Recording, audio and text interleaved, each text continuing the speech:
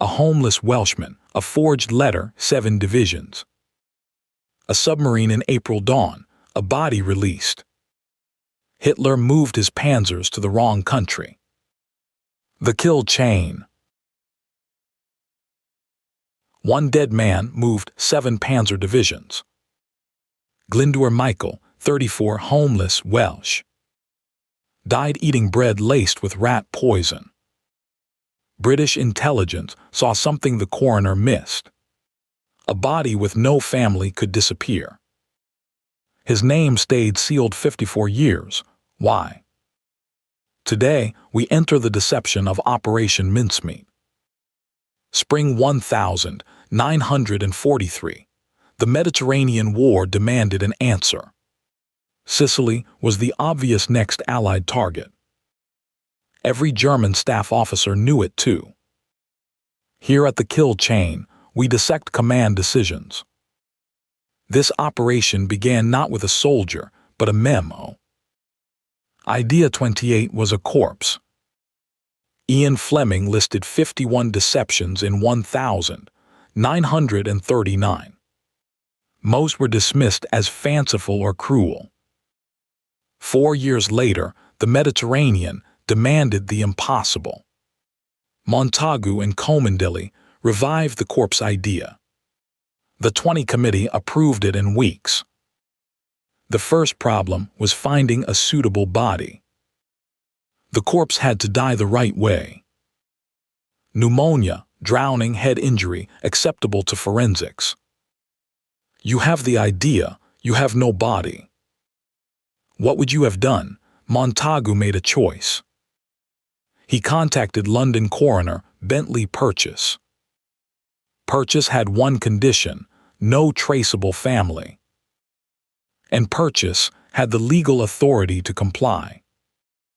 And it was at this point the search began. 3 weeks, dozens of bodies, none suitable. Each corpse carried a risk Purchase could not accept. A relative might ask questions, a priest might recognize. Then in late January, the right body arrived. A Welshman found dead in a King's Cross warehouse. Bread laced with rat poison, phosphorus in his organs.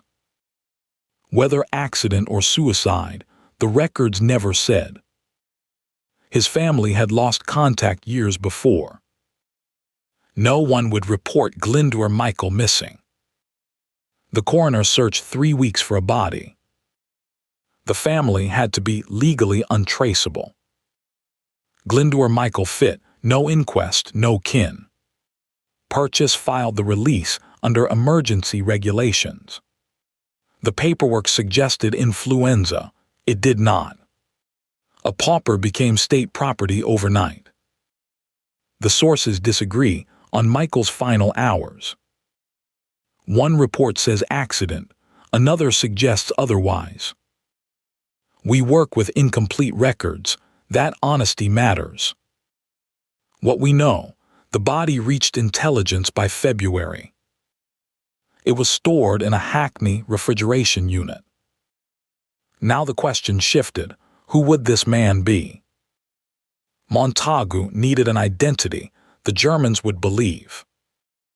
Too senior, the Abwehr would expect more documentation. Too junior, he would not carry strategic papers. They chose acting major, Royal Marines, William Martin.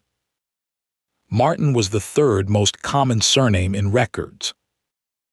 A query to the Admiralty would find dozens. Pam did not exist, her photograph did. If clerk Jean, Leslie posed for the image. The engagement receipt came from Phillips and Company. Theodore Stubbs dated to the correct week. Every item would survive a forensic reader. Major Martin had 3 months of fake memories. A love letter from Pam, written by a real woman. The overdraft notice from Lloyd's, dated correctly. A funeral notice placed in the Times in advance. Every detail was rehearsed against Abwehr tradecraft. What the Germans checked, the British had planted. Verification would become the deception's weapon. But the identity alone could not move divisions. They needed a document Hitler would obey. The letter had to come from a real general. Archibald Nye wrote it, Vice Chief of Staff. Addressed to General Alexander in North Africa. Nye wrote the letter in his own hand. The first draft was dismissed as too obvious. The second draft was too diplomatic. The third named Sardinia, Greece, Sicily as cover.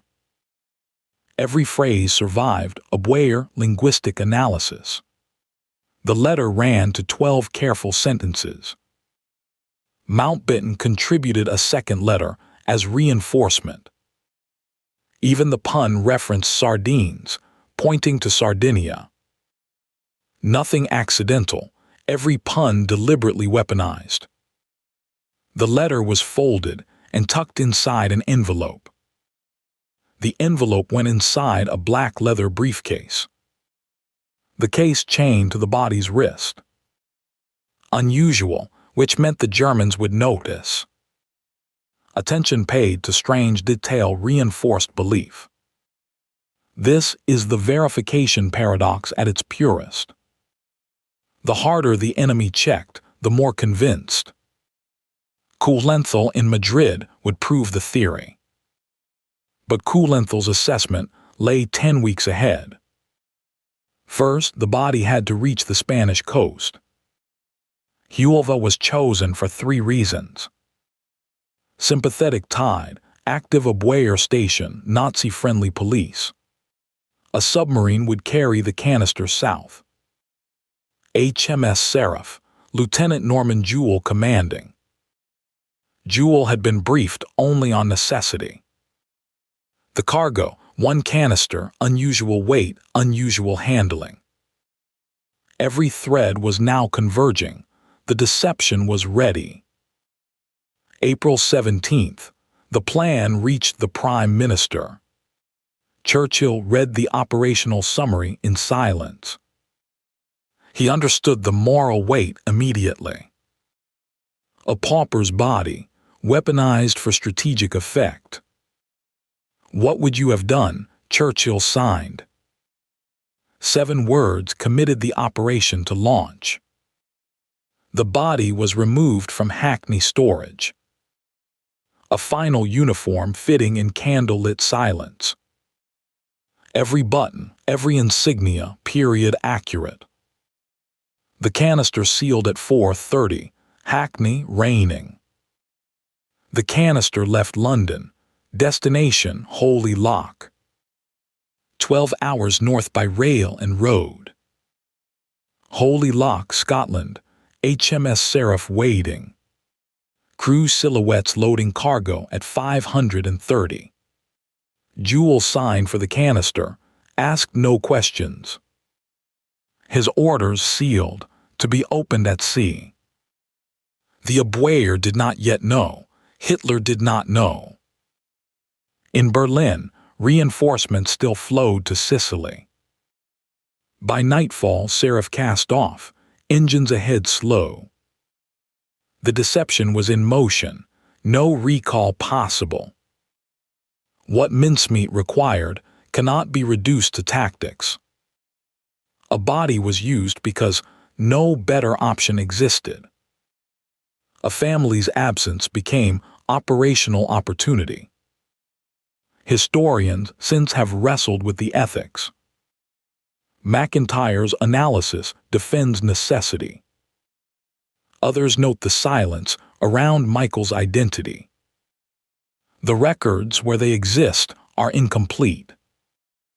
We are told what wartime judgment deemed acceptable. But some documents stay sealed for reasons of shame.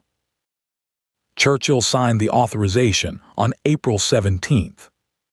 7 words committed thousands to the plan. HMS Seraph would depart Holy Loch at dawn. The body lay sealed in a steel canister. No retrieval plan existed, No backup deception.